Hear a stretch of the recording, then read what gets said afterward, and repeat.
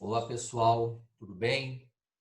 Sejam todos muito bem-vindos a essa videoaula. Vai ser a última videoaula falando sobre essa primeira parte, onde começamos a considerar algumas falsas pressuposições a respeito da natureza humana. É claro que é só no sentido de ter uma visão geral de como essas pressuposições elas foram se desenvolvendo ao longo do tempo e como elas influenciam também a visão antropológica da sociedade atual, tá certo? Então, nós estamos dentro de um cenário que foi construído ao longo do tempo, e para que nós tenhamos uma visão antropológica bíblica adequada, é importante nós conhecermos as visões que se opõem a essa visão bíblica e cristã, tá certo? Muito bem. Nós vamos começar então aqui discernindo uma coisa muito importante, que é a questão da diferença entre o ser humano como homo religiosos e não como homo sapiens. Na realidade, o homem, ele não é, como acredita boa parte da sociedade e da cultura, homo sapiens, que vem do latim e significa homem que sabe. Mas, na verdade, o ser humano ele é um homem, ou homo religiosos, que significa homem religioso. A realidade faz parte da essência humana porque o homem foi criado à imagem e semelhança de Deus. Quando Deus criou o homem, lá em Gênesis capítulo 1, verso 26 e 27, a gente não vai aprofundar esse conceito agora, mas a título de introdução. Então, Deus criou o ser humano de uma forma diferente de todas as outras criaturas. Ele criou o homem à sua própria imagem e à sua própria semelhança. Infelizmente, o pecado ele distorceu essa imagem e por isso o homem agora adora a criação ao invés do Criador. Então veja que quando Deus criou Adão e Eva, as inclinações naturais de Adão e Eva eram para Deus. Todos os dias, na viração do dia, eles encontravam-se com o Senhor. Não havia nenhum obstáculo, nenhum impeditivo, nada que impedisse o homem de adorar a Deus na beleza da sua santidade, contemplando a sua grandeza, a sua glória, porque não havia pecado, não havia maldade, não havia a perversidade do coração do homem. Porém, quando Adão e Eva decidem ceder ao seu próprio pecado e decidem, consequentemente, comer daquele fruto, então, a partir desse momento, o pecado entra no mundo e ele passa a trazer a morte, tanto no sentido físico como no sentido espiritual. E é a partir desse momento que toda a geração ou toda a raça humana ela é influenciada pelo pecado de Adão e Eva, nascem numa condição de morte física e espiritual. E é nesse momento também que o homem ele deixa de ser para Deus ou deixa de olhar para Deus e passa a olhar para o próprio homem. Tanto é que geralmente as pessoas elas estão tentando procurar as respostas para os seus dilemas, para as suas crises e para o seu vazio olhando para dentro de si mesmo. Quando na verdade elas deveriam olhar para o Criador, mas elas não podem porque elas estão mortas espiritualmente. Se Deus não se revelar a elas, elas não podem, pela própria vontade, inclinar-se para o seu Criador. Então, o tema principal do saber humano é o próprio homem. Quando a gente olha, por exemplo, para a época da Renascença, a gente percebe que aquele período começou a surgir uma ênfase nos desejos carnais em detrimento daquela ideia medieval de abstinência sexual e isolamento em mosteiros. Embora, é claro, eu fiz um pulo histórico bastante grande, mas só para vocês perceberem como que o ser humano ele vai mudando os seus paradigmas, mudando as suas inclinações, mas sempre buscando a satisfação no próprio homem. Leonardo da Vinci, por exemplo, que foi um grande artista do período renascentista, ele foi um pintor, escultor, músico, cientista, arquiteto, engenheiro, inventor, atuou na medicina, mas ao longo de 15 anos ele desenhava órgãos humanos. E esse exemplo está sendo colocado aqui simplesmente para mostrar como que o ser humano ele vai se inclinando para si mesmo, para os seus desejos sexuais, como ele vai tentando anular essa religiosidade do seu coração, dando vazão à sua própria perversidade causada pelo pecado de Adão e Eva. Então, embora o pecado tenha trazido sérias consequências para a imagem de Deus no homem, ela não deixou de existir. Na verdade, o que acontece é que agora ela perverteu essa imagem, distorceu, e o homem que era voltado para o Criador, agora volta-se para a criatura e para a criação. Isso explica porque o ser humano é um ser altamente idólatra, não só no sentido católico romano, mas no sentido geral da palavra. O dinheiro tem se tornado ídolo, a tecnologia, a ciência, a estética, a aparência, a própria religião muitas vezes se torna um ídolo, e tudo isso só acontece porque o ser humano deixou de olhar para o Criador para olhar e adorar a criatura. Inclusive, já falamos sobre isso na aula anterior. Por esse motivo, os valores não são mais permanentes, mas relativos ao próprio homem. Ele se torna a medida de todas as coisas. E esse é um grande problema da nossa sociedade e da nossa cultura. As pessoas não aceitam uma verdade universal e uma verdade absoluta, porque, na verdade, segundo a inclinação humana, cada pessoa tem a sua verdade e, por esse motivo, a verdade ela é altamente relativa. Claro que dentro dessa perspectiva humana. O Dr. Ernestine, reverendo Ernestine, escreveu algo muito interessante sobre o desenvolvimento antropológico a partir da Renascença, que foi o período que nós usamos aqui como exemplo e como referência. Ele diz: de fato, a centralização do homem, a busca de sua essência como fim último de todas as coisas, não poderia nem pode gerar valores permanentes. Ainda hoje, curiosamente, somos muitas vezes levados a pensar no homem como a medida de todas as coisas, como se a solução de todos os seus problemas estivesse simplesmente na capacidade de olhar para dentro de si. Ora, não estamos dizendo que a reflexão e a autoanálise não sejam relevantes. Antes, o que estamos propondo é que a essência do homem não pode ser simplesmente determinada em si e por si. É preciso uma dimensão verdadeiramente teológica para que possamos entender melhor o que somos. A genuína antropologia deve ser sempre e incondicionalmente teocêntrica.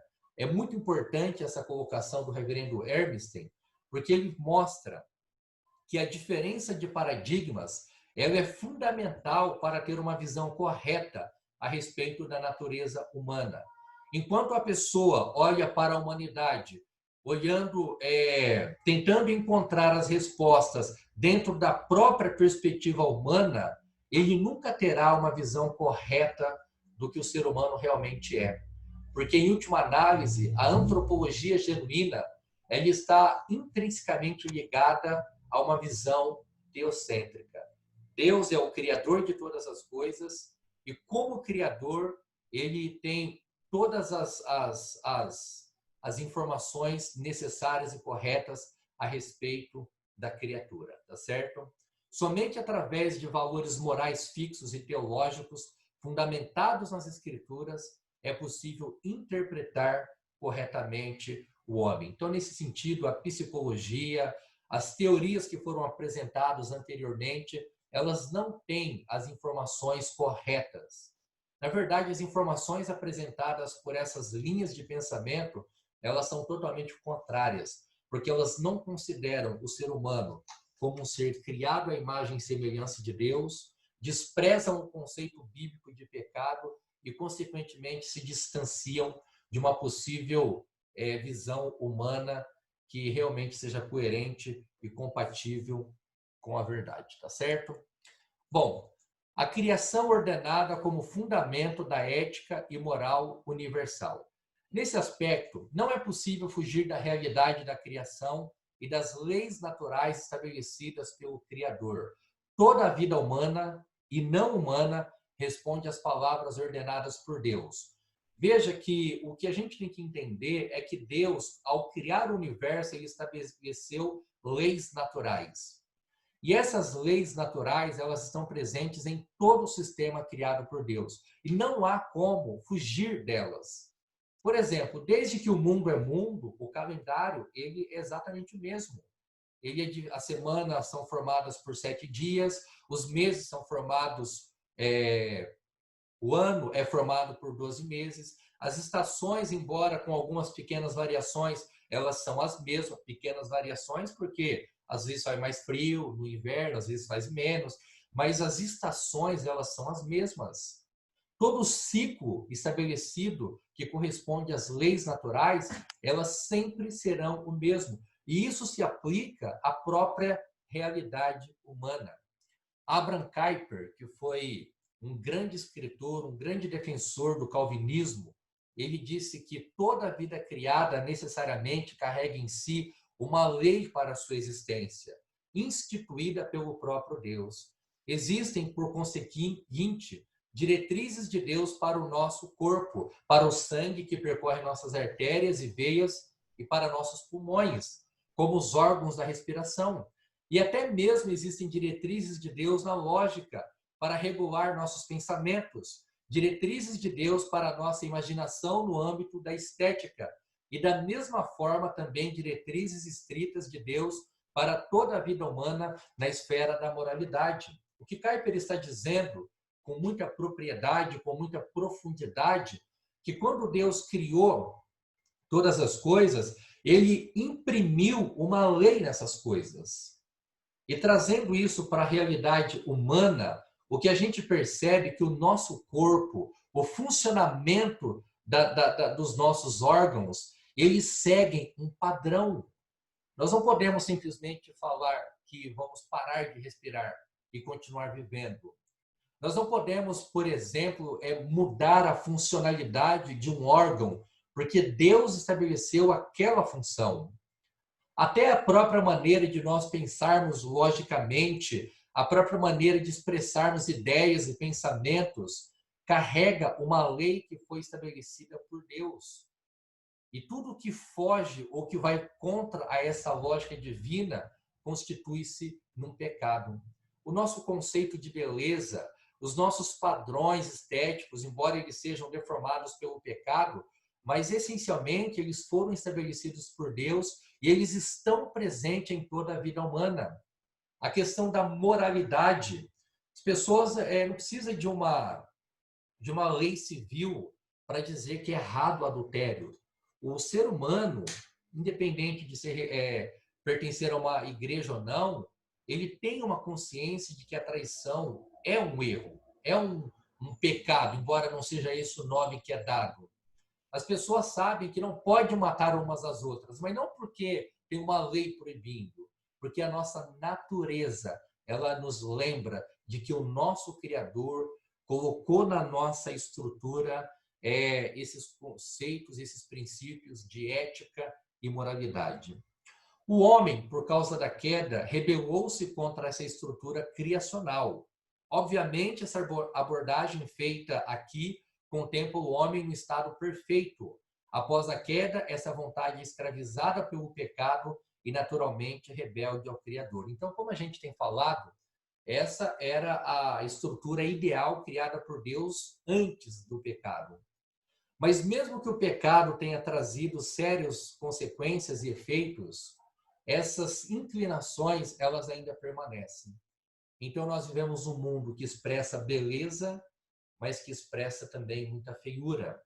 Nós vivemos num ambiente onde você olha para o seu corpo e você vê coisas maravilhosas, de coisas que somos capazes de fazer, mas coisas que são deprimentes, como pensamentos pecaminosos, violência. A mesma mão que é usada para acariciar, muitas vezes é a mesma mão que é usada para agredir. A mesma boca, como diz Tiago, que é usada para dar glórias e louvores a Deus, é usada para amaldiçoar as criaturas criadas à imagem de Deus. Mas o ponto que eu quero que você entenda é que a criação, na maneira como ela foi feita e ordenada por Deus, ela estabelece fundamentos para a ética e para a moral, não só para os cristãos, mas no sentido universal da palavra. A moral, ela é natural ou relativa? Essa é uma pergunta interessante, que tem sido discutida vastamente. Existe universalmente conceitos morais nos homens. Para alguns humanistas, a moralidade seria relativa, para outros seriam universais.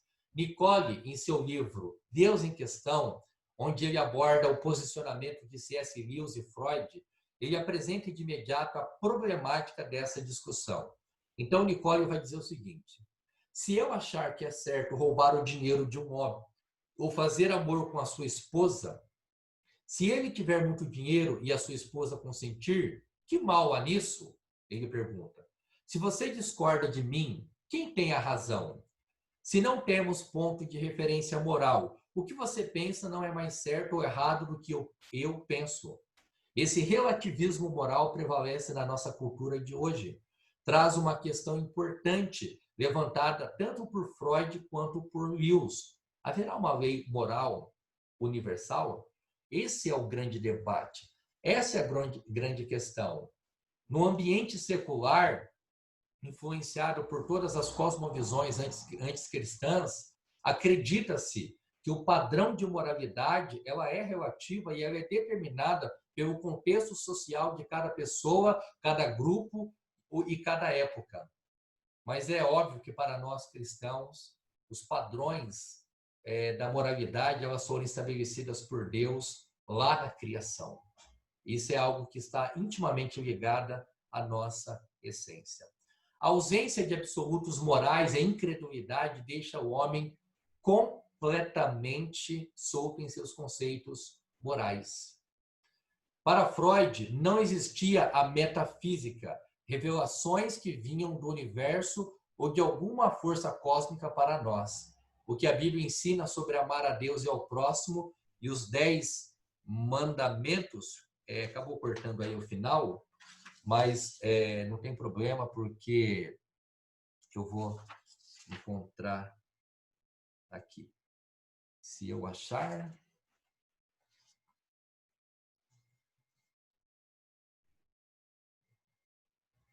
Só um instantinho. Sim. Então, o que a Bíblia fala sobre amar a Deus e ao próximo e os 10 mandamentos é fruto simplesmente de experiência religiosa e nada mais.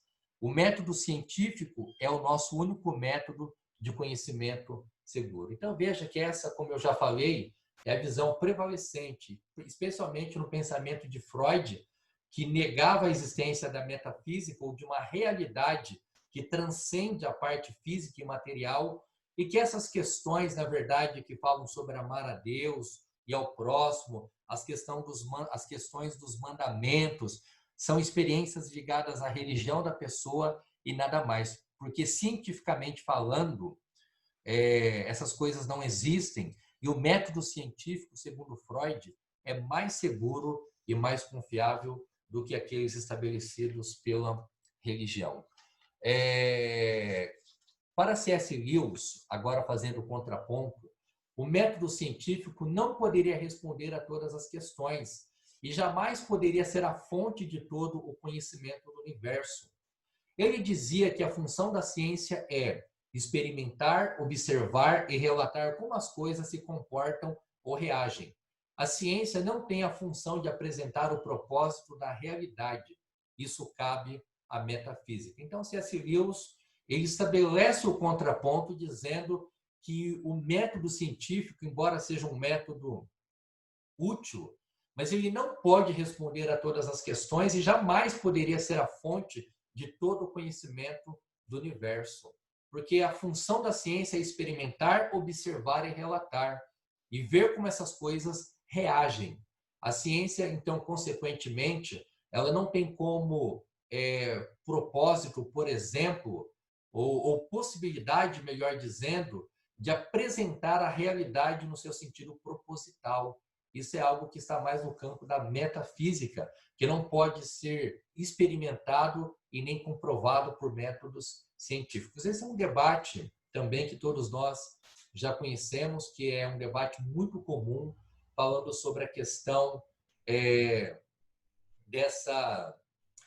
desse conflito, sobre a questão do método científico e sobre a questão também se é possível chegar a toda a verdade simplesmente usando o método científico.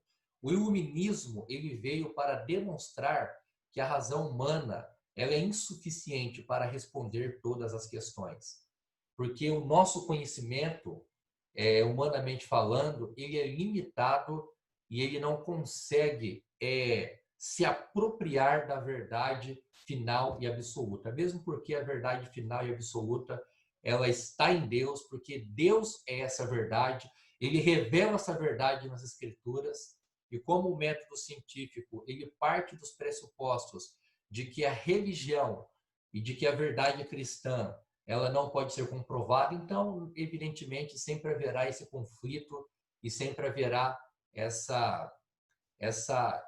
esses desentendimentos, porque são pressupostos diferentes. Mais uma vez, eu quero chamar a sua atenção para a importância de nós construirmos a nossa antropologia e a nossa visão cristã numa cosmovisão que realmente seja coerente e fundamentado nas Escrituras, porque ela sim tem as respostas. E o método científico, por sua vez, é totalmente limitado no seu alcance. Dentre os ascéticos que defendiam que a moralidade seria universal em muitos aspectos, aliás, dentre os ascéticos que defendiam que a moralidade seria universal em muitos aspectos, nós temos o Piaget. Ficou faltando algumas palavras. Esse pensamento refere-se a entender que existem erros morais graves que todos concordam que são errados. Porém, existem outros convencionais que dependerá das leis morais de determinado local. Concordam, em sua maioria, que o mundo sem ética e moral seria um caos, mas jamais concordariam que o mundo precisa do Criador para não ser um caos. Então, os ascéticos, eles até reconhecem a importância das leis morais, mas eles não admitem de maneira nenhuma a realidade de um Criador para proteger o mundo de um caos generalizado. O apóstolo Paulo afirma que a consciência moral é um tribunal que defende e nos acusa.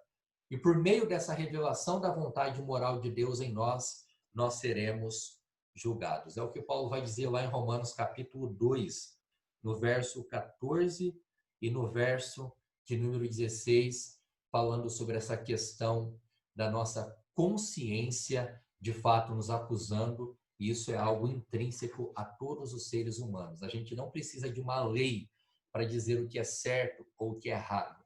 Na verdade, isso já está gravado na nossa consciência. Todo ser humano, pelo menos aqueles que têm as suas faculdades normais, conseguem distinguir o certo ou do errado, independente de uma lei escrita.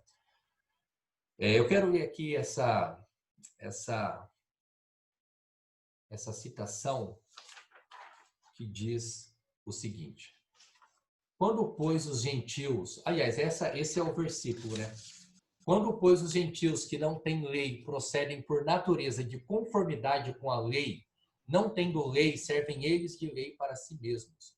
Estes mostram a norma da lei gravada no seu coração, testemunhando-lhes também a consciência e os seus pensamentos, mutuamente acusando-se ou defendendo-se, no dia em que Deus, por meio de Cristo Jesus, julgar os segredos dos homens de conformidade com o meu evangelho. O que Paulo está dizendo nesse texto, e como já falamos anteriormente, que todas as pessoas, independente da nacionalidade, independente de qualquer coisa, elas carregam na sua própria natureza uma lei.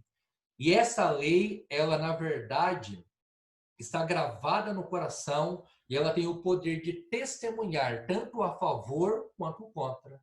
Quando fazemos uma coisa certa, essa lei ela nos defende, mas quando nós fazemos algo errado, antes que alguém acuse o nosso erro, essa lei, por sua vez, ela já está nos acusando. É assim que Deus fez a estrutura humana e nada pode mudar essa condição. ainda que mude-se todos os paradigmas da sociedade, esses padrões de moralidade, de ética, eles foram estabelecidos por Deus. Os ímpios, portanto, eles têm uma norma da lei gravada nos seus corações. É o coração e a consciência testemunhando dentro deles, dizendo o que é certo e o que é errado.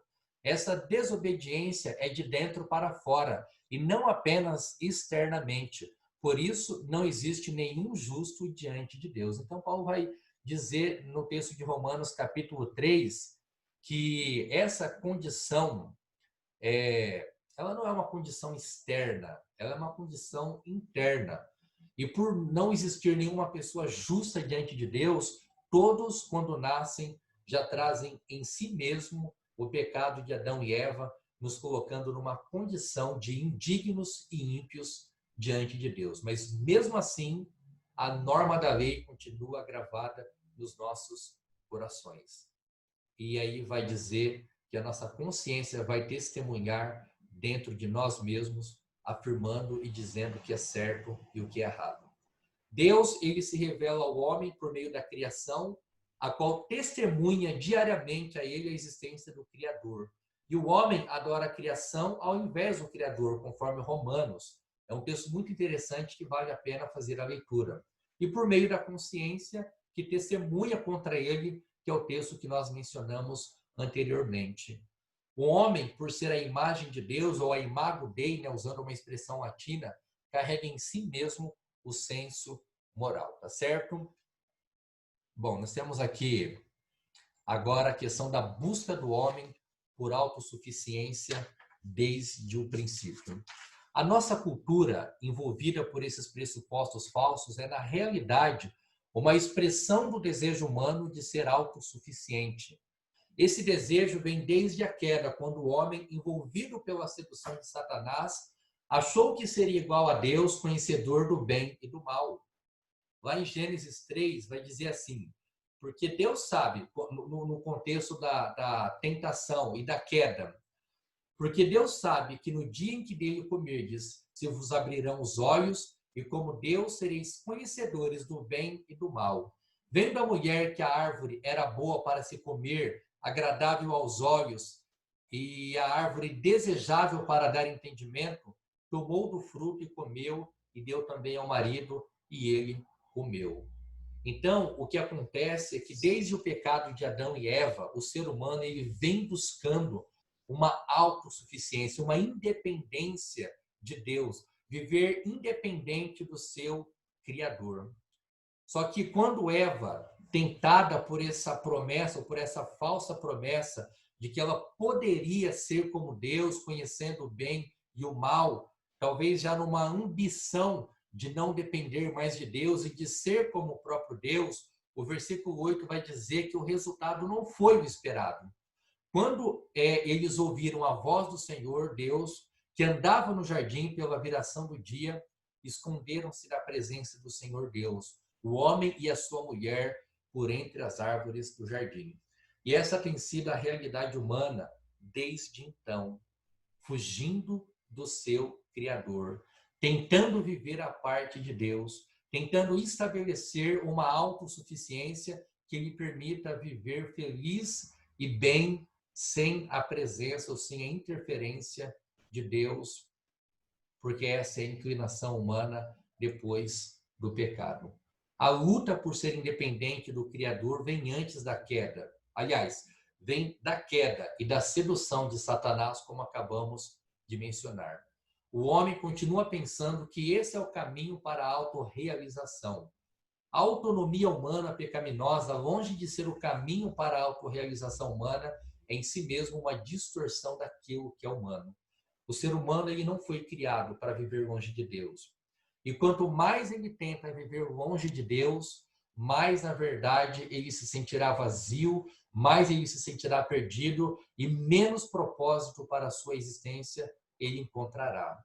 O homem vive no século 21, perdido existencialmente, buscando significado para a vida. Como não acredita em um centro fixo, vive conforme os seus sentimentos, desejos, prazeres, que lhe trazem alegrias temporais, mas aumentam o vazio no seu coração. Toda experiência do ímpio com alegria sempre é uma experiência temporária. Toda experiência de um cristão que nasceu de novo é uma experiência contínua e permanente. É uma diferença, de fato, profunda e uma diferença, na verdade, que transcende apenas a parte física e a parte material da nossa existência. A alegria do cristão ela é permanente porque é uma alegria espiritual concedida por Deus através de Jesus Cristo. O homem do século XXI, por sua vez, perdido existencialmente, ele até pode experimentar a alegria num certo sentido, mas o seu coração ainda assim é vazio. O vazio no homem só pode ser preenchido por Deus. Por essa razão, Salomão conclui no final do livro que a suma de tudo, o resultado de tudo de tudo que se tem ouvido, a suma teme a Deus e guarda os seus mandamentos, porque isto é o dever de todo homem. Porque Deus trará juízo todas as obras, até as que estão escondidas, quer sejam boas, quer sejam más. E, finalmente, para encerrar, antes da gente fazer aqui a nossa consideração final, eu quero ler esse comentário feito por McGrath, que diz o seguinte: deixar de relacionar-se com Deus é deixar de ser completamente humano. Ser realizado é ser planificado por Deus. Nada que não seja o próprio Deus pode esperar tomar o lugar de Deus. Assim mesmo, por causa da decadência da natureza humana, há hoje a tendência natural de se tentar fazer com que outras coisas preencham essa necessidade. O pecado nos afasta de Deus e nos leva a pôr outras coisas em seu lugar. Essas vêm para substituir Deus, elas, porém, não satisfazem. E como a criança que experimenta e expressa insatisfação quando o pino quadrado não se encaixa no orifício redondo, passamos a experimentar um sentimento de insatisfação. De alguma forma, permanente em nós a sensação de necessidade de algo indefinível, de que a natureza humana nada sabe, só que não o possui. Então, nessa colocação e nessa frase de McGrath, a grande questão que ele estabelece aí é que o pecado ele nos afasta de Deus e nos leva a procurar o propósito da vida em outros lugares. É como uma criança que fica tentando encaixar o brinquedo nos orifícios errados, né? Não vai dar certo. E aquilo gera uma insatisfação. E essa insatisfação é a mesma humana, que tenta encontrar algo, mas que por não conseguir definir essa necessidade e por não conseguir encontrá-la, expressa então esse vazio, essa sensação de necessidade que não acaba nunca. Portanto, queridos, a vida ela só tem sentido, significado e conteúdo quando vivida em Deus por meio do Evangelho. Todo o resto que se propõe fornecer conteúdo, significado e sentido é palha que o vento dispersa. E agora sim, eu quero terminar essa aula fazendo aqui algumas considerações finais. A antropologia secular parte de pressupostos falsos sobre o homem com uma visão míope, que só avalia a ponta do iceberg. Como a gente vem descrevendo ao longo dessas últimas aulas, toda antropologia secular ela está enraizada em pressupostos falsos que conduzirão a conclusões falsas também. É a frase, né, que diz que eles estão apenas olhando para a pontinha do iceberg, não conseguem entender a estrutura humana com a sua complexidade de maneira correta, de maneira profunda. Os conceitos corretos ou equivocados sobre o homem definem a moral e a ética de uma sociedade e uma cultura. Os fundamentos ou a maneira como é construído esse pensamento define como deve relacionar com os outros e quais valores deve defender. A negação da existência de Deus e do seu ato criador é, na realidade, uma tentativa de negar o que é testemunhado na consciência humana, como um tribunal que defende e acusa. Não é possível remover essa consciência e colocar outra coisa no lugar. Ela pode ser negada, ela pode ser afrontada, ela pode ser distorcida, mas ela não pode ser removida. O texto de Romanos, capítulo 2, é muito claro ao dizer que a lei de Deus ela está gravada em nosso coração. A teoria da evolução é mais religiosa do que científica, pois em sua essência ela diviniza a matéria e luta para destronar o Criador para adorar a criação. Como diz o professor Adalto Lourenço, é necessário mais fé para acreditar na teoria da evolução do que na afirmação bíblica de Deus como Criador do universo. Essa conspiração contra o Criador e seu ungido, na verdade, como diz o Salmo 2, leva a Deus a dar gargalhadas. Há uma conspiração contra o Criador, há uma tentativa de destroná-lo, de anulá-lo, de negá-lo, por assim dizer, mas, na verdade, toda força que se levanta contra Deus ela é ridícula, porque, na verdade, Deus está sentado no centro e no trono. Ele governa todas as coisas e ele ri e zomba daqueles que acham que podem se rebelar contra ele. Só o Evangelho pode abrir os olhos dos cegos existenciais e conduzi-los à verdade sobre si mesmos e a realidade que os cerca. Nenhuma ciência humana, pensamento filosófico, é capaz de redimir o homem, de apresentar um caminho seguro e um alicerce firme que possa sobreviver qualquer tipo de intempéries da vida, tá certo? Então, que Deus assim nos abençoe. Esse é o conteúdo que eu me propus a passar para vocês nessa primeira parte. Na verdade, essas 4 aulas, elas dizem respeito a apenas o primeiro capítulo do material que nós estamos estudando para passar para vocês. E a partir da próxima sequência, das próximas aulas, nós vamos então entrar num outro assunto muito importante, que é conhecer o homem através do Criador. Nós estamos olhando as lentes que são usadas para ler a realidade, que não são as lentes cristãs. A partir de agora, nós começaremos a usar as lentes cristãs reveladas nas Escrituras Sagradas para entendermos o fato de que só é possível conhecer o homem através da revelação do Criador. Se você quiser saber como funciona um automóvel, o melhor jeito é você olhar para o manual de instrução escrito pelo fabricante. E se nós desejamos nos conhecer e conhecer a realidade que nos cerca, nós precisamos então olhar para aquilo que o Criador tem a nos dizer. Que Deus abençoe a sua vida, que essas reflexões tenham trazido para você conhecimento, informação, e aí nós vamos passar mais informações através da ementa com relação aos trabalhos, com relação às nossas sugestões e exigências de leitura, e também teremos a oportunidade de tirar outras dúvidas através de outros meios de comunicação. Que Deus abençoe, foi um prazer e uma alegria, e a gente se encontra na próxima sequência de aulas.